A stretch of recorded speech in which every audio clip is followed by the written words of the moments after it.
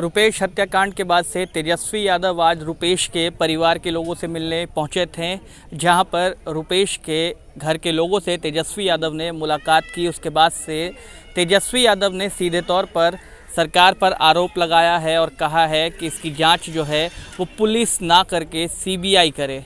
अपने पूरे बयान में नीतीश कुमार की सरकार पर बुरी तरह बरसे तेजस्वी यादव। आप सुनिए क्या कुछ कह रहे थे। साफ तौर पे पहले दिन से ही हमने कहा है, बिहार में लगातार जिस प्रकार से अपराध बढ़ रहा है, ऐसा लग रहा है कि सरकार जो है संरक्षण देने का काम कर रही है अपराधियों को। और 4-5 दिन से भी ज्यादा हो गया, अब तक कोई सुराग तक नहीं मिला। अपराधी पकड़े जाने की तो दूर की बात है, कोई सुराग भी नहीं पता चला। रुपिंदर माइक नीचे कीजिए। किसने ये किया, क्यों किया। और माननीय मुख्यमंत्री जी से लगातार हम लोगों ने इस बात को सवाल पूछा कि आपके रहते हुए में पूरी तरीके से नाक के नीचे बिहार को अपराधी चला रहे हैं और आपसे कुछ हो नहीं रहा, एकदम थका हुआ मुख्यमंत्री नजर आ रहे हैं। यहाँ केवल सत्ता पक्ष के लोग आते हैं, केवल फोटो खिंचाते हैं। आप माने या ना माने, लेकिन ये अद्भुत है कि 2 किलोमीटर दूर सीएम आवास के मात्र पुराई चक में जो पटना राजधानी है, वहाँ गोली से भून दिया जाता है। 15 राउंड चलाया जाता है, 6 बुलेट लगता है रुपेश को। अपराधी भाग जाते, फरार होते हैं, लेकिन अब तक एक कोई पेट्रोलिंग नहीं। इतनी बड़ी सुरक्षा लापरवाही। आप समझिए कि इस परिवार को कोई सिक्योरिटी तक नहीं मिला, सुरक्षा एकदम नहीं मिला सरकार द्वारा। हम लोग तो सबसे पहले मांग करेंगे कि सरकार जो है सुरक्षा जो है वो पहले प्रदान करे इनके परिवार को। किन कारणों से वहाँ है, हो सकता है कि हमने पहले भी कहा कि बड़े लोग हों, हो सकता है कोई सरकार का मंत्री भी हो सकता है, क्योंकि पहले के कई घटनाओं में हम लोगों ने देखा, बालिका गृह मुजफ्फरपुर कांड में पहले हमारे बातों का मजाक उड़ाया जाता था, बाद में क्या हुआ, क्या परिणाम निकला। तो कहीं ऐसा तो नहीं है कि इनके जिन्होंने अपराध किया है उनको बचाने के लिए हो सकता है कुछ बड़े चेहरे हों, इसलिए मामले को दबाया जा रहा है। क्या यही वजह है जो स्लो इन्वेस्टिगेशन करके केस को खत्म और रफा दफा करने का काम किया जा रहा है? ये हो सकता है। और आप देखिएगा कि ये कोई मामूली घटना नहीं है। रुपेश सिंह जितने मिलनसार और जितने धनी व्यक्तित्व का था,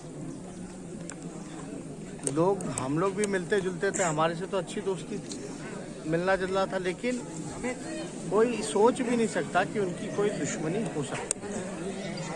अब बच्चे हैं छोटे, उनका फ्यूचर सिक्योर कैसे हो?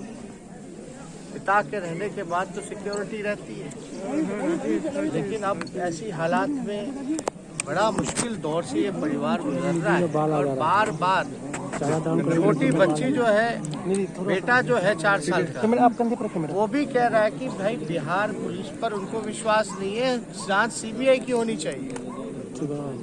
और सीबीआई जांच हो, साथ में कोर्ट मॉनिटर्ड द्वारा जांच हो, यानी कोर्ट के निगरानी में, हाई कोर्ट के निगरानी में सीबीआई जांच होनी चाहिए। बिहार पुलिस का क्या काम है?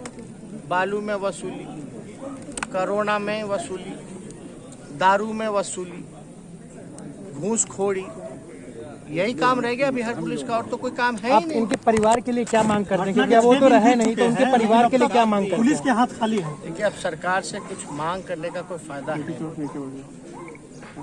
लेकिन पुलिस डिपार्टमेंट को कम से कम न्याय करना चाहिए, अपराधी को पकड़ना चाहिए। पुलिस हम हमारे स्तर से रोजगार को लेकर के उनकी धर्मपत्नी को जो हो सकेगा उनको रोजगार दिलाने की काम हम करेंगे। जहां एडजस्टमेंट हो जाए, अपने जो संपर्क हैं या जितना हमसे क्षमता है कोशिश करेंगे कि उनको नौकरी मिल जाए ताकि आगे बच्चों का जीवन जो है वो सुरक्षित रहे। डीजीपी तो ये कह रहे हैं कि 2019 में अपराध कम हो गया है। सुशील कुमार मोदी भी आपके ऊपर सवाल कह रहे हैं कि 16 साल को ही लेके आ रहे हैं सुशील कुमार मोदी, अभी उनको अपना काल नहीं याद आ रहा। अब मुख्यमंत्री की बौखलाहट तो आपके प्रश्न से हुई, एक पत्रकार भाई के सिस्टम से आदमी सवाल पूछेगा ना, सरकार से ही सवाल पूछेगा ना। और कौन सा ऐसा बुरा सवाल है? यही तो पूछा जा रहा है कि अपराध क्यों हो रहा है, कौन कर रहा है और कब तक गिरफ्तारी होगी, कब तक कार्रवाई होगी। लॉ एंड ऑर्डर तो बद से बदतर होता चला गया है। अब डीजीपी पल्ला झाड़, डीजीपी तो बोल रहे हैं कि 2019 में अपराध ज्यादा था, 20 में कम है। गोली मारी गई है।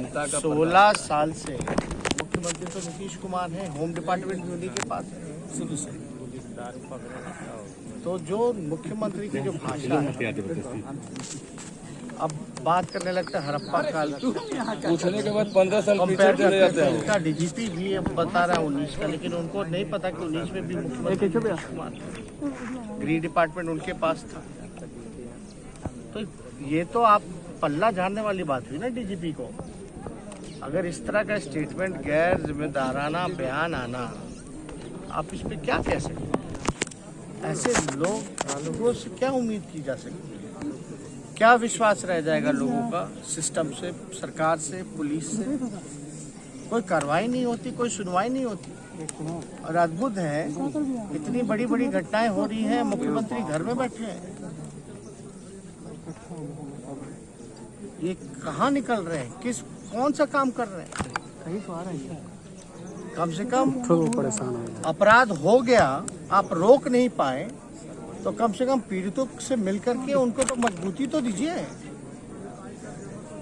उनके भविष्य को तो बेहतर बनाइए। इतना तो काम हो ही सकता है, या ये भी नहीं हो सकता? अगर ये सारे काम हो ही नहीं सकते तो मुख्यमंत्री रह करके क्या फायदा?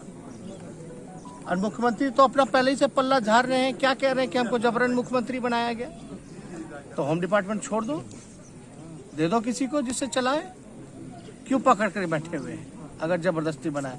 लोग सत्ता के लोभी लोग, ना जनता के हैं ना किसी काम के हैं, ये केवल अपने स्वार्थ की पूर्ति के लिए हैं, जो लोभी लोग हैं। तो सुना आपने, तेजस्वी यादव ने साफ तौर पर सीबीआई जांच की मांग की है। वही परिवार में जो लोग हैं, यानी कि रुपेश की पत्नी के लिए नौकरी की जो है वो मांग की है। आप बने रहे हेडलाइंस बिहार के साथ।